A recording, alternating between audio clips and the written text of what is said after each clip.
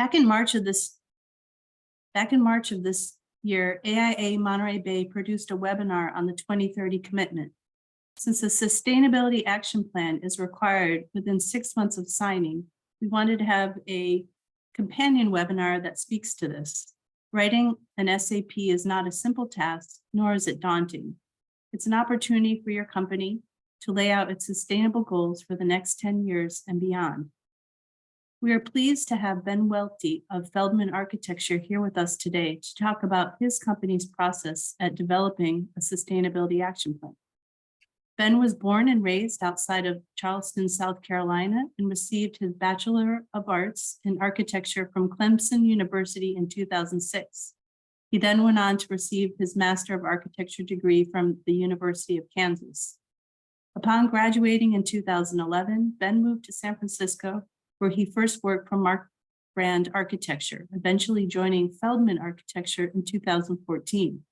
As a senior associate and sustainability integrator, he leads the firm's sustainability committee and the development and implementation of their overall philosophy and initiatives, while also working closely with project teams to guide and assist them in achieving their sustainable design goals.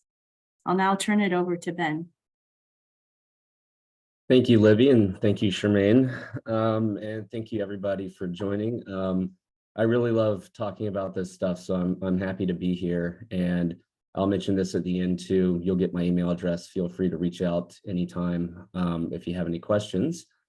And with that, welcome to my Ed Talk. That's reference to Ed Mazria. If you don't know who he is, look him up, read his books. He was the founder of Architecture 2030, which was kind of the impetus for AIA 2030 commitment. They are closely related. This in talking specifically is going to cover the Sustainability Action Plan that is required by the AIA 2030 commitment when you sign on. So we'll go through that today. We'll talk about the challenges, the processes, and some of the benefits of it. First, I always like to start with this and showing our office because it really is a group effort. And just like the success of my professional career, the success of our sustainability efforts would not be possible without all of these folks that you see here. So I wanted to thank them. I want to thank Jonathan Feldman and the partners of the firm. So what is the 2030 commitment? It's an actionable climate strategy that gives us a set of standards and goals for reaching net zero emissions in the built environment. You can see the challenge goals here on the right. It started with a 70% EUI reduction goal, and then every 5 years that bumps up by 10% until we get to 100% EUI reduction, which is energy use intensity by the year 2030, essentially meaning that your buildings are net zero energy, operational energy. So what inspired us to commit to it? Well, Jonathan Feldman, when he founded the firm, he had his philosophy was deeply ingrained in sustainability, but also beautiful architecture. And for a while there, the firm was kind of leading in the industry with our sustainable design practices. But about the time I joined the firm in 2014, we found that what we were doing had just become kind of commonplace and less impactful. And this evolution in thinking came as our understanding of the dangers of climate change has evolved over the last several years. So we decided to kind of reorient ourselves and rethink our goals to be aspirational and challenge ourselves to design for a better future, which we all believe in. And it really came down to us deciding that good design is more than functionality and aesthetics. It really is about sustainability, and you can have both. I know there was always this kind of stigma that sustainable projects were not very beautiful. They were boxy and with a not, a lot of great aesthetics necessarily. And I think that is a completely false narrative. I think you can do both, and I think that all equals good design. So what are the benefits of action? There's a few different buckets that we like to talk about here. One is the obvious thing, it's for our planet, the decarbonization of our planet, reduction of our reliance on fossil fuels, which is, not only a local, but as we see now, a geopolitical issue, conservation of our natural resources, and then the protection of our natural ecosystems and symbiotic relationships. We live on this planet with many other species that work together with each other to create this environment and create a livable planet for all of us. And now we as humans, as the first species to actually have a conscious understanding of the damage that we do to our planet, it's on us to undo a lot of the damage that we have done and create a better future for all of us. And that is the benefit. Sometimes we talk about climate change and the climate crisis in very negative terms, but I like to look at it in that positive way, is that we actually know and have the ability to reverse that damage and create a better life for the rest of us in the future. And so I like to think of it from that positive angle and not so much from the negative. For our clients, it's all about, healthy materials and indoor air quality, climate change resiliency, with the wildfires that we've seen in California over the past several years and the drought conditions. The better we design for us, their homes or their workspaces, the more resilient these buildings can become. And then, continuity of operations after a wildfire or natural disaster event, be able to operate your home in self-sufficiently through renewable energy, water collection, and things like that. And then finally, for our communities. And I always like to very intentionally throw in there that, listen, at Feldman Architecture, we know that we're designing multi-million-dollar houses for millionaires and billionaires. We get that, and that is inherently not the most sustainable thing. But that doesn't mean we can't build those things in a sustainable manner, because those houses are going to be built regardless. But the other things that we can do as well out of the work we do is advocate for climate policy. We can share our knowledge throughout the AEC industry, and we can reduce the impacts of climate change on marginalized communities as we spread that knowledge. It becomes more ubiquitous throughout the industry, and all of a sudden, all of our buildings are becoming more sustainable, and that has a trickle-down effect. And then finally, pro bono work. I think that that's a big part of our firm. We consider that part of sustainability as well, because we believe in sustainable communities. So the success we have in our firm with the projects we do, that allows us to do that work. And so we see all of that under the umbrella of sustainability. So making the commitment, how do you go about doing it? Well, first you need to achieve firm-wide buy-in. Again, we were very fortunate that Jonathan Feldman has been a leader in this, and he's very passionate about it. So it made it somewhat easy for us to carry that on and kind of ingrain that in the philosophy of our firm. But I know that's not the case for everybody necessarily. But it's also not just a top-down thing. It's also bottom-up. You need to get buy-in from your younger staff. And fortunately, these days, younger staff members are coming out of school with a better understanding and concern for the climate crisis. So it really is about finding buy-in throughout the firm, but you do need to kind of start at the top for them to enable that. So after achieving that firm-wide buy-in, go ahead and make the commitment. Write your commitment letter, which really outlines your goals, your commitment, and what you're looking to do and how you're looking to change your firm and your practices to design for a more sustainable future. After that, go on to the AIA DDX, which is the Design Data Exchange. Create an account there. That's where you report all of your energy use and metrics for all of your projects and track that data. This data is shared throughout the industry, which is a very positive thing. And even if you're not reaching your goals, it's good to show that. After that, you will create your sustainability action plan, which is what we'll go over today.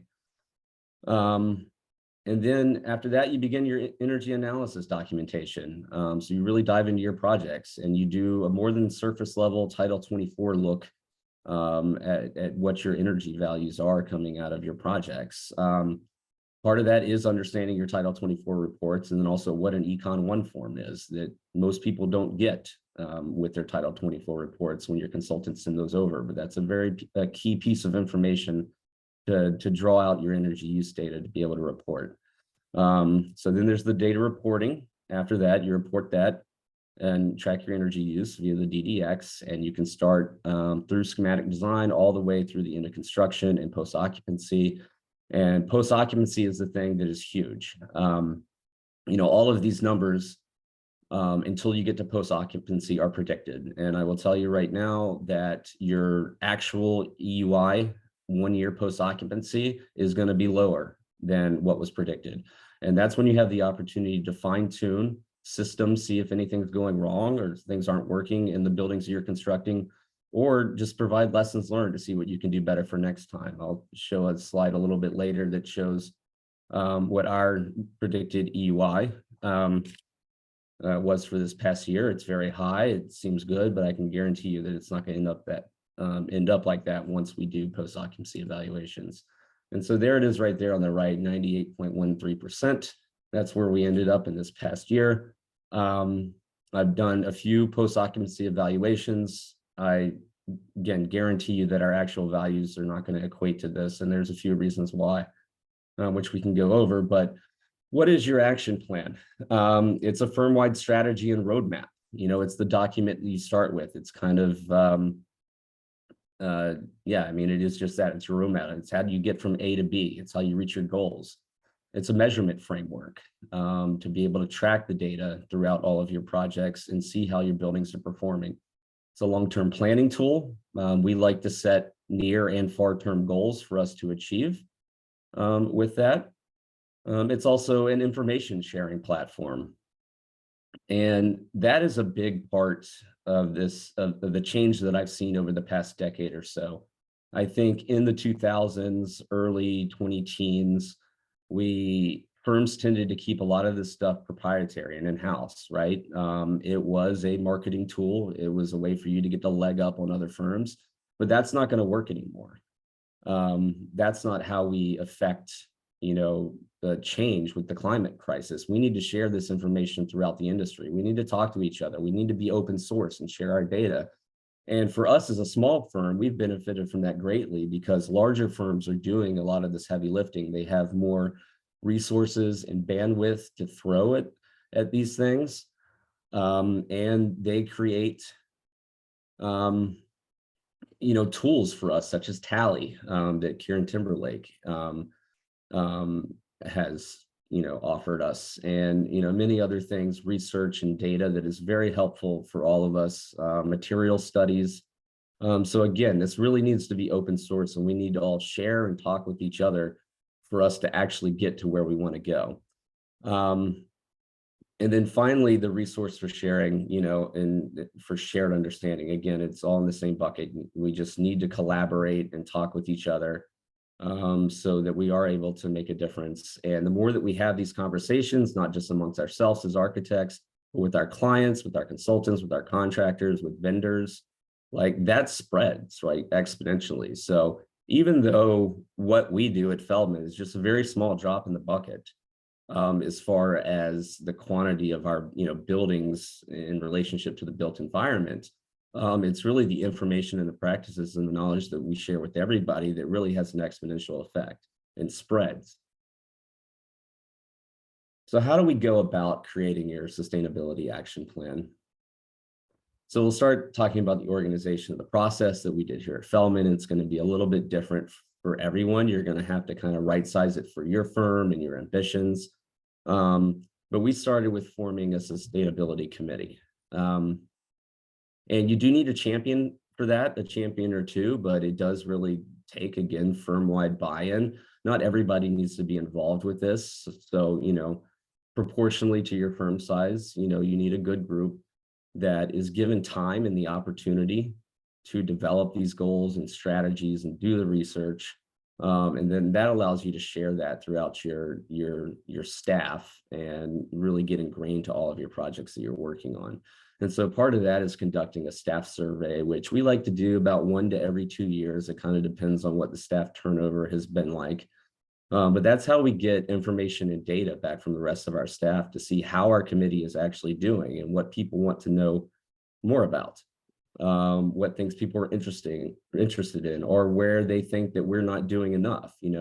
It's always good to get the pat on the back, but that encourages you, but you also want to know where you're coming up short, so you can do better. And then finally, create a mission statement. Really think deep about what you believe in, what your goals are, what you aspire to, and that is kind of your guiding light or your North Star. And you can always go back and reference that to remind yourselves why you're doing this. Next, right size your ambitions and goals, and that's the hard part. It certainly was the hard part for us. As architects, we all tend to overthink things. And even though kind of looking back from where we started, we know that our ambitions and goals were too big. We still tend to overthink things along the way, but that's okay. And it's also okay to fail. Even if you set goals and go back and check in a year later and you're like, man, we haven't even come close to this. Or this was just a bad idea to begin with. It's not going to be as impactful. That's okay. The process of failure actually allows you to learn a lot and really self-reflect and rethink what you're doing to reorient yourself and kind of going into the right direction. And remember, your sustainability action plan is a living document.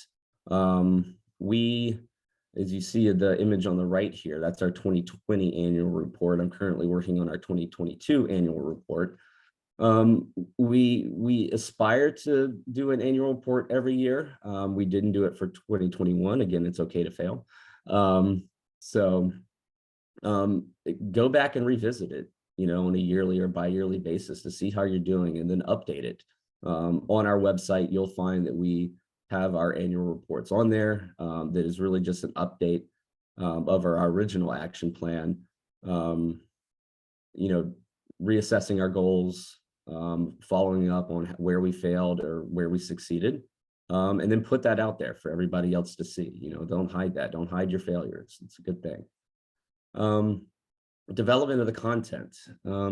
So it took us, honestly, about a year. Now, technically, you have 6 months after you sign up for the commitment to produce this and send it into the AIA. So if just knowing your firm and your bandwidth and maybe how long it takes decisions to be made, if you think it's going to take a little bit longer than that, maybe get a head start on it before you actually make the commitment. That's okay. But again, this is going to vary from firm to firm. I know Libby at her firm Workbench, they had a September, which I thought was great, in September, where they just kind of went full steam ahead in September throughout their firm and got everybody involved. So it's going to be different for every firm. It depends on your resources that you have available, but that's probably a good time span to think about. And then really define your focus areas. Think about the things that are most impactful with the type of work you do. You don't have to do everything, but be ambitious, be aspirational. And then finally, it is an iterative process. I would encourage your sustainability committees not to keep everything just within that small little bubble. Reach out to everybody on staff and different project managers or partners with the firm, even if they have different philosophies, and get all that feedback and figure out how to put all that together into something that really represents your firm and what your firm believes in. Finally, again, with your final product, follow up with yearly updates to track your progress, reassess your goals. Again, it's a living document. These things are going to change over time. And you're going to get into stuff and realize that you maybe have been spending way too much time on something. And ultimately, the impact is not going to be that much. Again, that's okay. And also, as you're doing this, technology is going to change. Things are going to change throughout the industry. You may get into something and then realize, man, somebody else already came out with this. That's okay. It's a learning process. It's still going to be valuable for you to go through this. So with that, I'll do kind of a broad overview here of our original 2030 action plan. So this is the first one that we submitted to the AIA in spring of 2018. Everybody's is different. It doesn't have to follow this format. There's a great guide on the AI website that we link later on how to actually create your action plan. And it's not a one size fits all type of thing. Do whatever inspires you. And, of course, as architects, we like to make it look beautiful. I just actually learned this a couple of weeks ago, but the Structural Engineering Association has a 2050 commitment for embodied carbon, and I've seen some of their action plans, and it very much looks like engineers put it together, and that's not a bad thing. But we also see this as a marketing tool for us, more than just, a ton of information.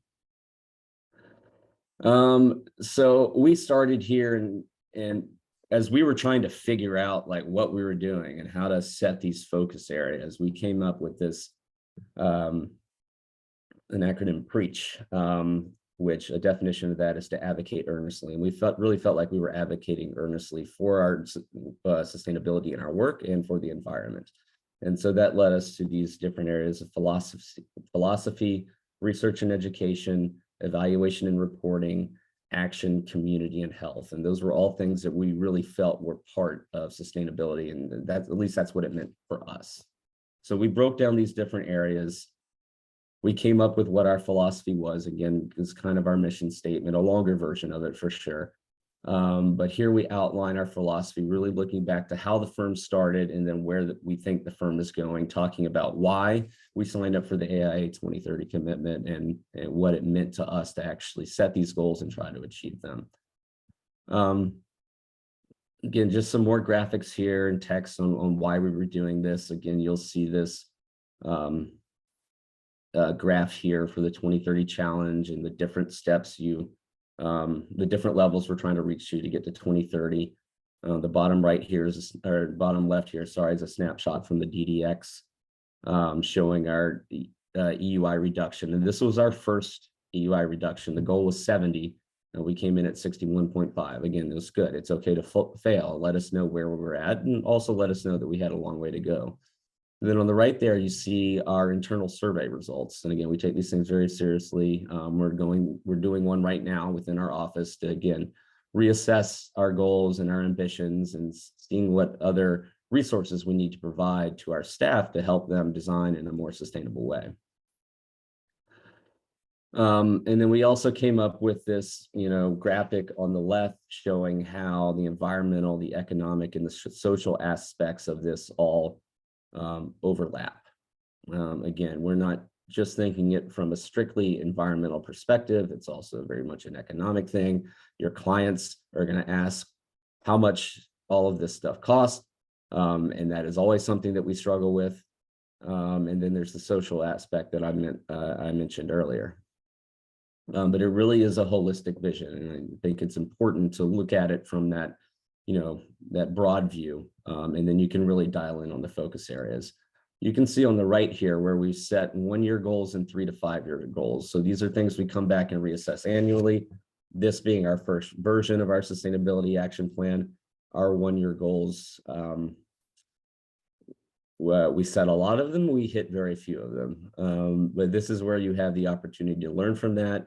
And then also moving forward, when you do your yearly updates, this is where we would update these goals with our sustainability action plan yearly update. And we will, jot down our progress or, what we didn't achieve, what we did achieve, or what we're thinking now a year after having done the research and just put more thought into it. And so you'll see these goals throughout all these different areas. There's the research and education, knowledge sharing, just kind of describing the things that the tools you're providing for your employees, what you aspire to do and how to connect to the industry. And so this is really kind of a lot of in-house stuff. We had LEED accreditation on here at the time. Our thinking about that has shifted somewhat, especially being in California where our energy codes and building standards are so high. Then there's evaluation and reporting. How do we evaluate our buildings? What consultants do we work with? We've moved on from kind of those $250 Title 24 reports to really doing more robust energy modeling with consultants on our projects to make sure we're getting more accurate data. Because what you get out of your Title 24 report is mostly just going to be baseline you need to pass and, to get your building permit. But that's not going to be an accurate snapshot of your energy use because there's plug loads to consider in that and a lot of other things that doesn't get captured in there. And then there's the reporting to the DDX. Do this every year. It's by March 31st, beginning of April, is when it's usually due every year. I try to get a jump start on it in January, because it does take a lot of time to get all this information from your project teams. And we've got this incredibly complicated spreadsheet, which is, again, overthinking as an architect, probably way too complicated than it needs to be. But it's how we track things from year to year, then ultimately report that to the DDX. And then there's action. These are the different areas that we feel we need to take action on. It's not just about your energy use reduction for us, really. It is more holistic than that, and it's broader than that. So we set the different areas in energy, in water, in materials, the things that really meant a lot to us, and how we think we can make our buildings more sustainable on a whole, not just through the energy use reduction, but also in the the healthy materials, indoor air quality, resiliency of our buildings.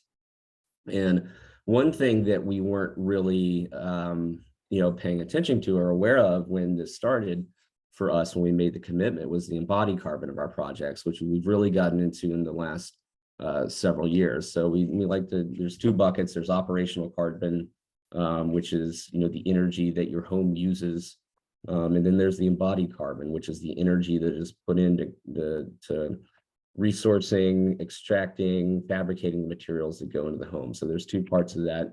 And the AIA 2030 commitment, the DDX, has actually started to loop in embodied carbon. And so we will soon, probably not this year, but next year, as we get more sophisticated, measuring our embodied carbon in our projects, we'll start reporting that data as well. And then also in action was the operations, just the operations of our facilities, of our office. How much energy are we using on a daily basis? What resources, how much paper we're using? There's, not to take it lightly, but some of the benefits that we found coming out of the pandemic was really, we have really moved away a lot from printing stuff. Everything, a lot of it has become digital, which is actually really great.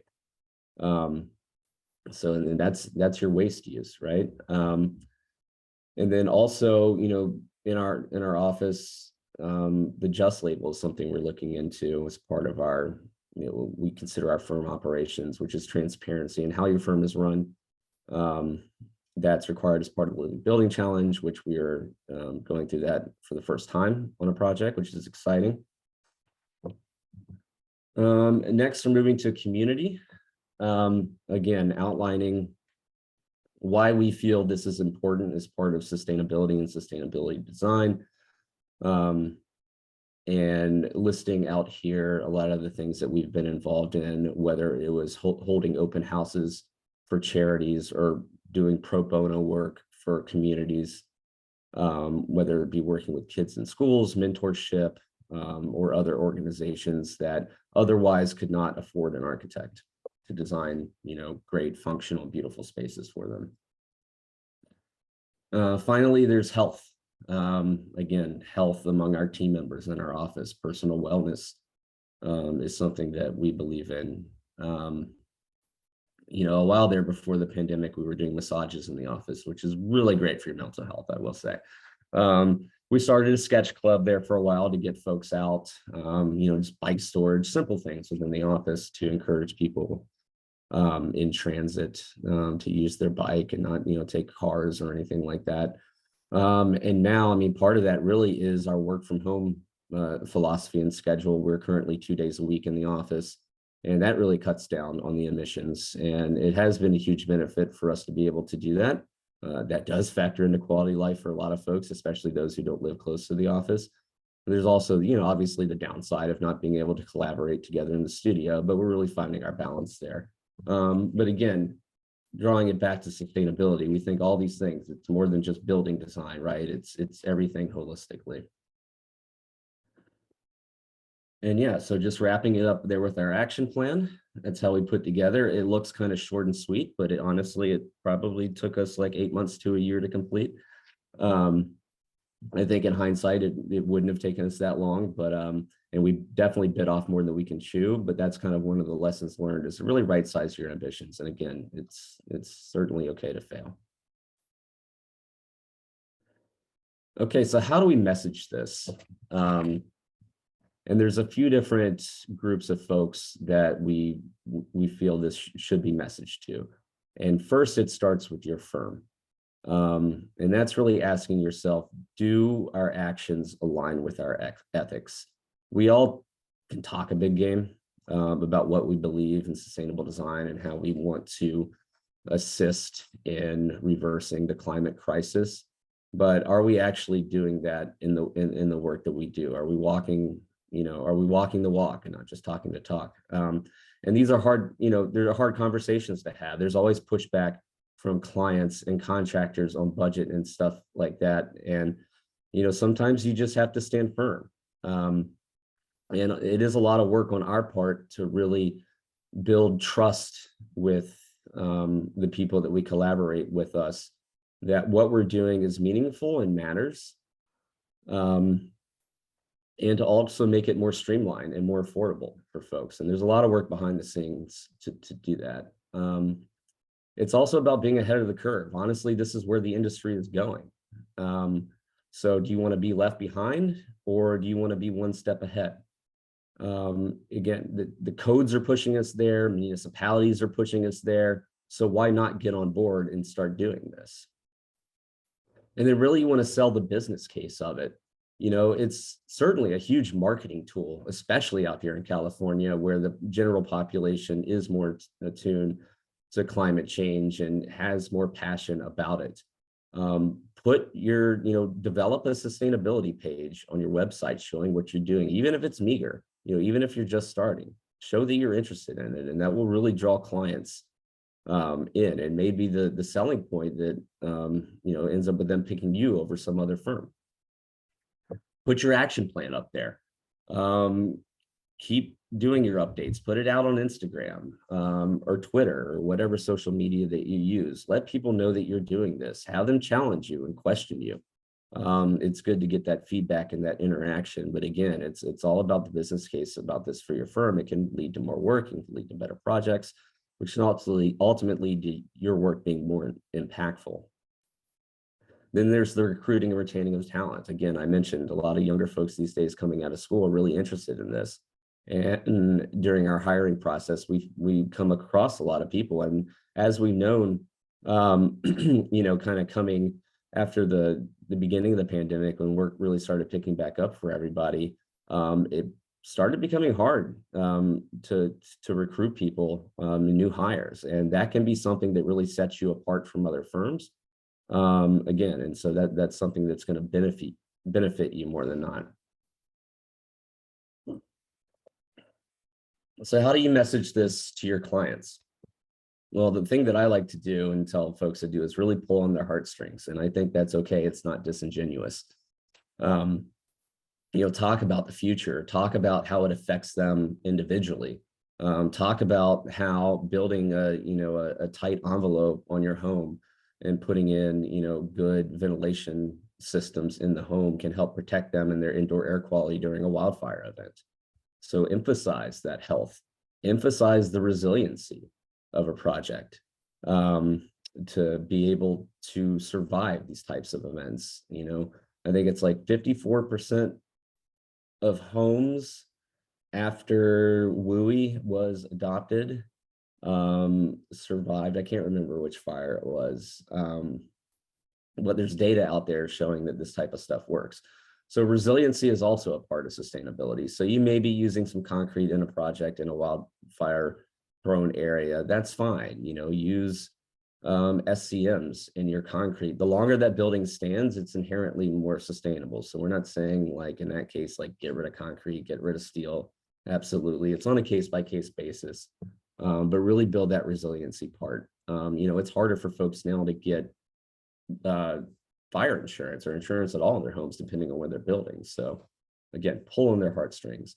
And then finally, just tell them this is what we do. This is part of our firm philosophy. This is what you get when you sign up with us. Like, we're going to use, low carbon gypsum board. We're going to use SCMs. We're going to use this or that, whatever products and materials, or we're going to do electric heat pumps for your HVAC, MEP, domestic hot water, and that. Like, this is just part of the package you get when you sign up for us as a firm. We are in control of the product and the services that we provide and deliver. So it's really about standing firm. Finally, to the consultants and contractors that you work with in the broader AEC industry, again, it's about getting ahead of the curve there and being one step ahead. Since we're, obviously the industry is going that way, that would be a huge impetus for these folks to get on board. So I think you need to make that case. And part of it is saying we only collaborate with value aligned companies. We only, if you get a contractor on board and they have a mechanical sub or a plumbing sub, it's like, I don't think we should use a electric heat pump for this, or I don't know how to do this, or they break or they fail. Well, there's plenty of data out there and resources that say that that's actually not the case. A lot of it is resistance. You always hear from those contractors, they're like, I've been building homes for 30 years and blah, blah, blah. Well, that was 30 years ago. It's different these days. We all have to adapt and evolve as we go forward in this industry and as the climate crisis changes. So that's a selling point to them. That's what we tell our contractors. If your sub can't do that, find a sub who can. And again, finally, you want to avoid obsolescence. If you're just doing the basics things you've been doing for those 30 years, the industry is going to pass you by. So it's really making a case to them of why they should be on board in this. It's product manufacturers. I think one of the great things about the Living Building Challenge is that, if you end up using a product that has a red list material that is prohibited in your project and you have no other choice, they allow you, if you can get that company to ultimately, after your project, switch that material or piece of the, whatever, the toilet or whatever out in the future. That's affecting change, right? That's affecting broader change. So you can do that throughout the AEC industry and the vendors as well. And finally, graphics are great, and people love trees.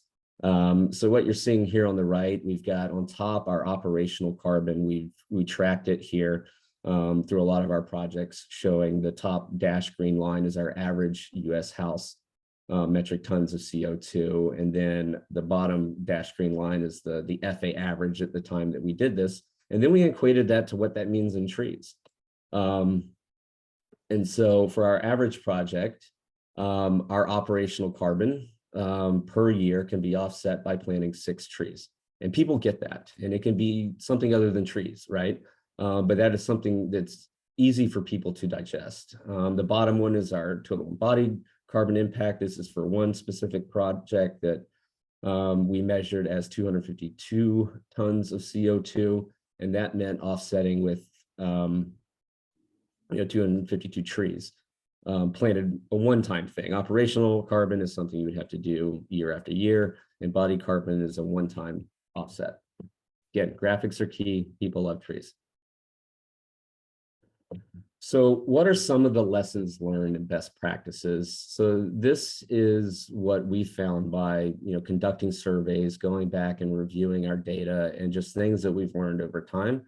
These are some key areas. There's many more than this. We do quarterly staff updates on our sustainability committee and the things we've been doing. And this was kind of some of the stuff that was in the last go around. And again, I would start by emphasizing that failure leads to growth. It's absolutely okay to fail. You learn from that. You grow stronger from that. Your projects become better from that.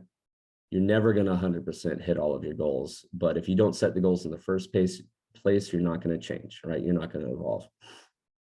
And then going back to sustainable design equaling good design. That's firmly what we believe. And sustainable design really begins at the onset of the project. We've established project check-ins, sustainability project check-ins for a large percentage of our projects. And that begins at the onset, the project kickoff. And it goes back to the basics, which for some reason we've seemed to have forgotten over time as technology has gotten better. We've all dove into the computers. But it's going out there and creating a site analysis, right? And designing responsibly and reacting to the natural conditions of the site. You can you can eliminate so many systems and energy use by just using passive design strategies. And we don't want to keep throwing more systems at solving the problem, because listen, extraction for rare earth metals, for solar panels and other systems, that takes a hit on the environment as well. So we don't want to keep throwing all these robust systems there. Start with passive design strategies. Go get a Chung book, right, that you all read, most people read in architecture school, and just go back to the basics. Go back to what, indigenous folks did, in any continent throughout this world, and how they designed their communities and buildings, and really respond and be sensitive to site conditions. Another thing is training staff on how to read Title 24 reports. Again, a lot of people look on there and they see that they're passing and they're like, great, okay, submit this for permit and we're good to go. And a lot of times, and this really makes a big difference on your EUI data reporting. If you just have minimum R values in your, plugged into your Title 24 report, or window U values in SHGC, just the minimums, you may pass code, but that's not going to give you an accurate reflection of how your building is performing. And then when you go and report that to the DDX, you're going to look to be a lot worse than you actually are. So teach your project managers and your job captains how to review these Title 24 reports. Go back to the consultants and have them plug in the actual calculated R values of your assemblies, the actual values of your fenestration systems, and make sure you get that stuff in there. Teach folks how to read an Econ 1 form that I mentioned earlier. Again, that shows your breakdown of energy use over the entire year.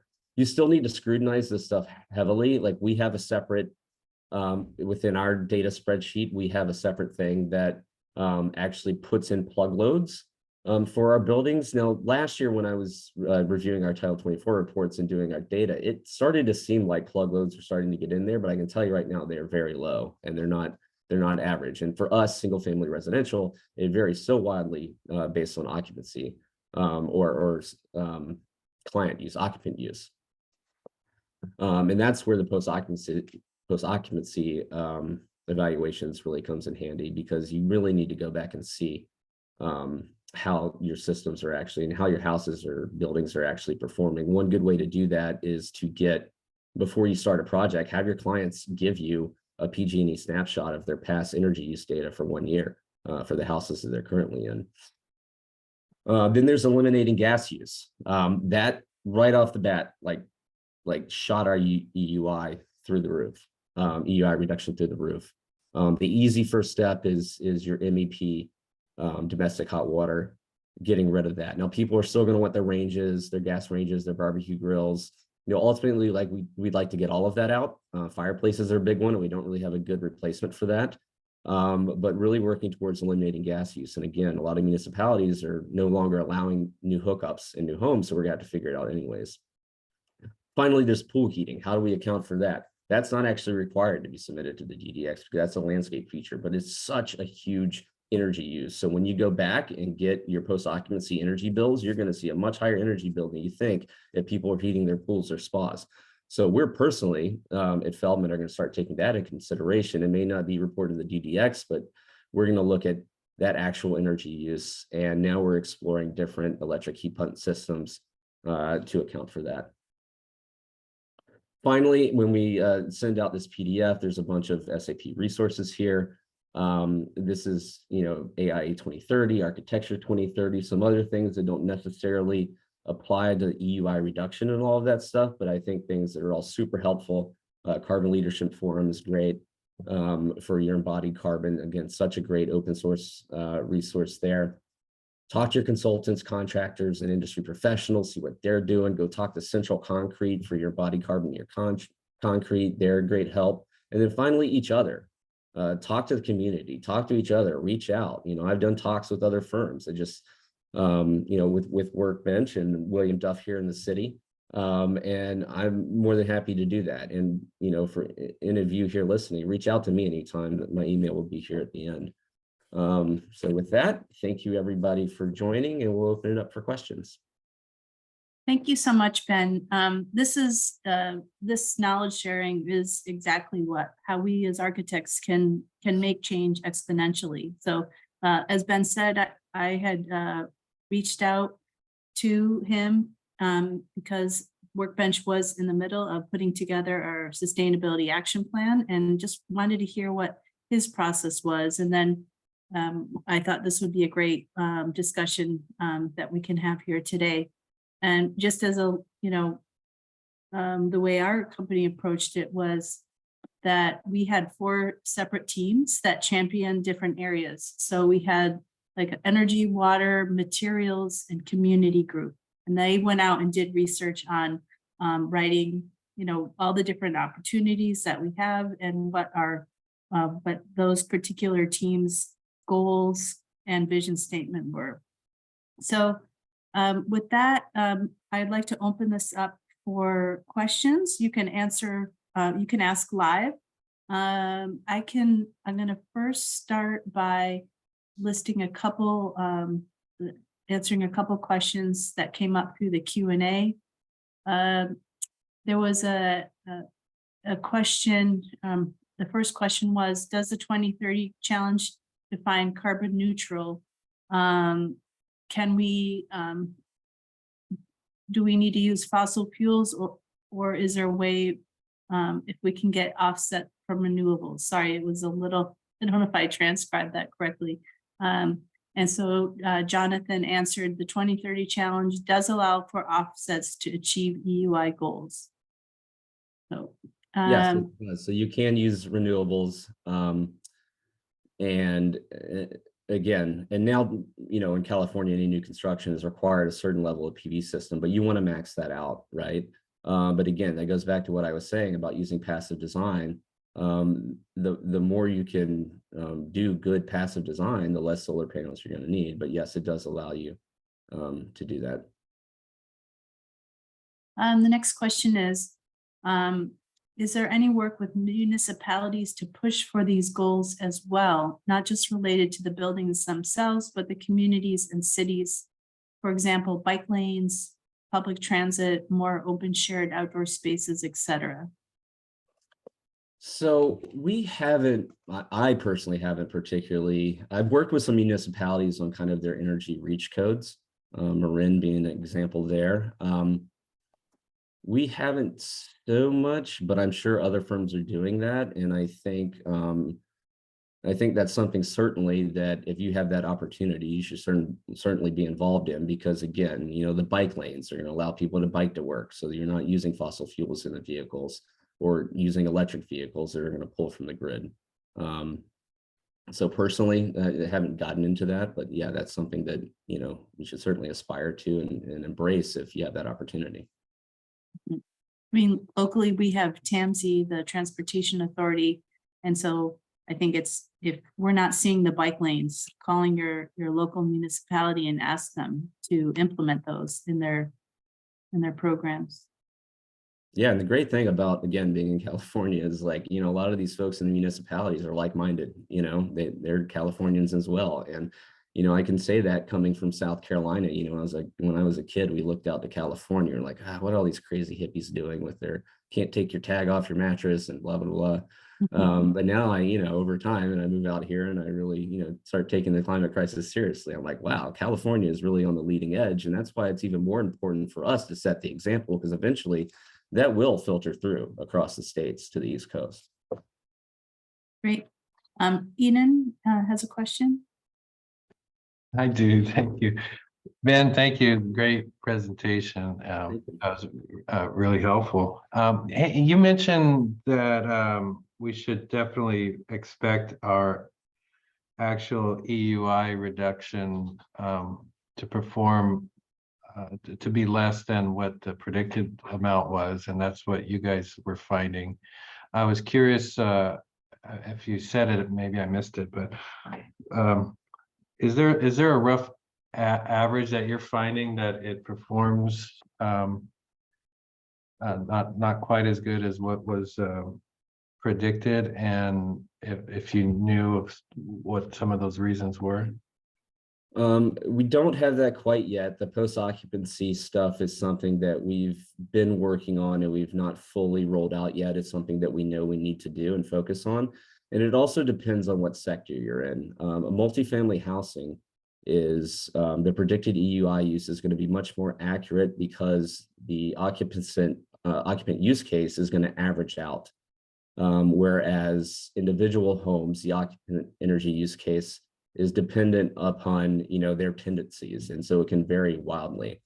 And again, when we predict it in our Title 24 reports and get that energy use state and report it to the DDX, it doesn't include things like extremely heavy plug loads or pools and stuff like that. But that is in there when we get their energy bill. And so that's why we're starting to take that stuff into account as well.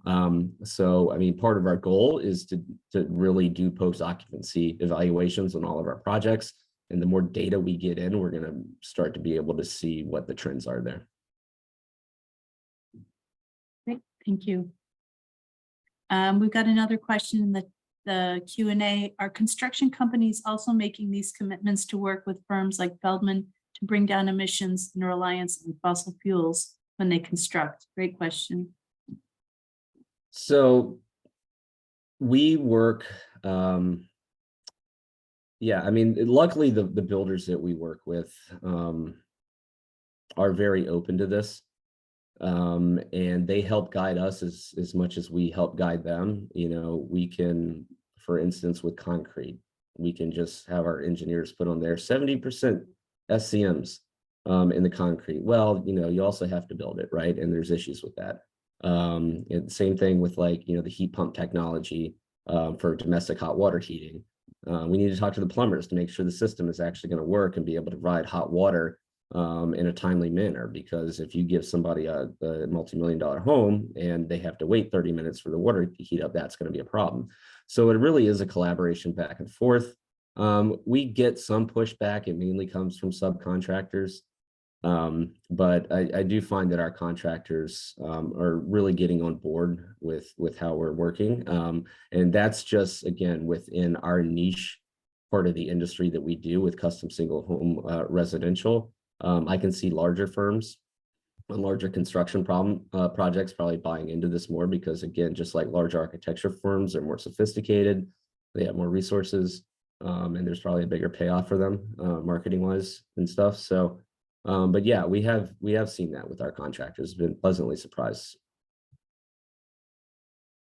Yeah, I'm noticing some of the research we did, because Workbench also has a construction, it's design, build, develop. So there's opportunities for like electric tools and even PVs that you can put on your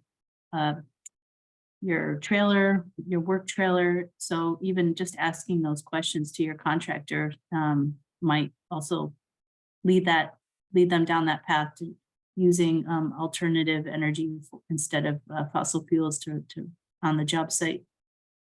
We've got another question, Eden. Or did you just not lower your hand? I just didn't lower my hand. Okay. Yeah. That's great. Okay, we've got two more coming up here.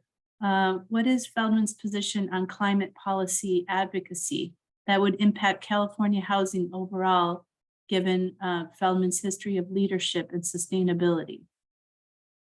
Climate policy and advocacy. That's a really good question. We haven't gotten into that a lot. And if you're talking specifically about the housing policy in California, whether or not to build more, I think regardless, we do need more housing, obviously. Part of it, I think one of the things that we're specifically focusing on is, we do a lot of work in greenfield spaces. And now we're trying to compensate for that and trying to wrap our hands around what that means. One of our potential initiatives that we're thinking about is having our clients actually provide some sort of, if we work on a greenfield site, how do we offset that with, securing more, conserving more land elsewhere to compensate for that. But as far as the policy is concerned, we haven't delved much into that. We've been more on the kind of municipality energy use, going all electric side of things. Great. I think we'll do one more question. It's from Polly. She says, your plan is truly inspiring. I'm so glad you are virtually, quote, taking it on the road. Please give more advice on how, as a chapter, we can promote a plan like this for members.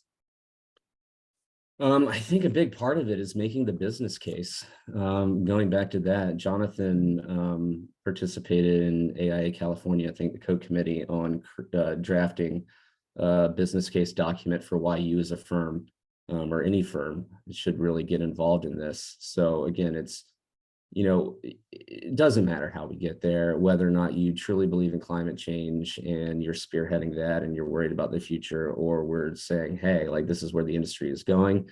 And, you need to get on board or you're going to be left behind. So I think it comes from multiple angles. Again, the talent retention and acquisition. There's a lot of different areas. So every firm is going to have a different mindset. And kind of ethical values and stuff like that. So I think you just kind of have to hit and focus on all of those areas to really make a broader argument of why we should be doing this in general. And then talk to each other, like have, roundtables with your AIA Monterey Bay members, set up a, separate committee or something like that, get together. Now we can get together in person again and certainly do that. Yeah, that's a great idea. I'd like to close with, I'd love to hear back from the participants today if they've signed up for the 2030 commitment, or if you haven't, that you're looking to do that. And it would be great to see your plans if you're embarking on a SAP, because that's something that, Ben and I are here to support you in that. And like I said, the more we put that out, the more our clients and municipalities and businesses will hear that to take this seriously. And when we start, so there's a link in here on the resources page to other firms' SAPs that links to ours on our website that you can use as a resource. When we started this, we had found a database of other sustainability action plans. We have them on our server, but I could not find that link. I am going to try to find that and link that as well, so everybody can have access to it.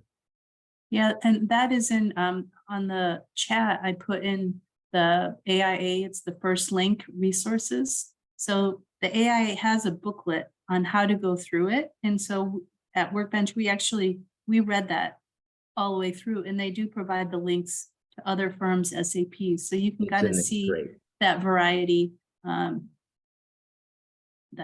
other firms are showing. Great. Well, everyone, again, thank you for being here on your lunch hour.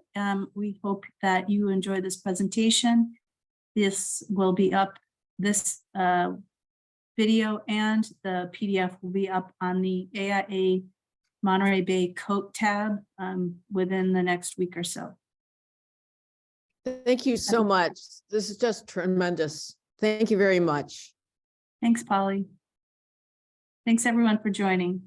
Thank you. All right. Bye-bye. Thank you. Thanks, everyone.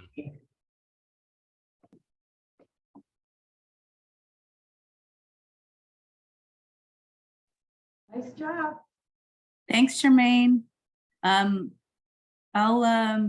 Do I get the video off the Zoom website? No, I get it off the computer. So Okay. I will send that to you, or when we were working with Topher, we sent it to him so he could do some cleanup of it. Yeah. Should I send it to our new guy to see if he will do that? What I do is I do a first cleanup where I edit out all the beginning and Okay. end, like this chat, Yeah. and then I can send it to him. Okay. All right. I'm Yeah. sending that to you right now. I'm thinking of it. Okay, Eden, did you have a question? Not at all. No, I'm just hanging out here. Sweet. Thank you, Thanks guys. for That was really joining. good. Thanks for putting Yeah. it together. I was really happy with it. Yeah, that was good. And I was actually thinking that maybe, next year, another talk, at least I'm curious about, is, what is a post-occupancy evaluation? Like, how do you do it? Is there a form, Right. like how that all works? Is it so that might be something for That- 2023. That would be very good. Yeah, it's something we learned about in school, but haven't really done.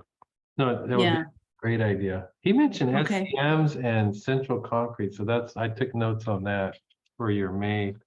yeah, I don't know. Okay, and I I'm- don't know I'm- what SCM is. I know that's some research I'm gonna be doing. That caught my ear. Yeah, me too. Great. All All right, right. well, have a good rest of your day. You too. Bye. Bye-bye. Bye, Libby.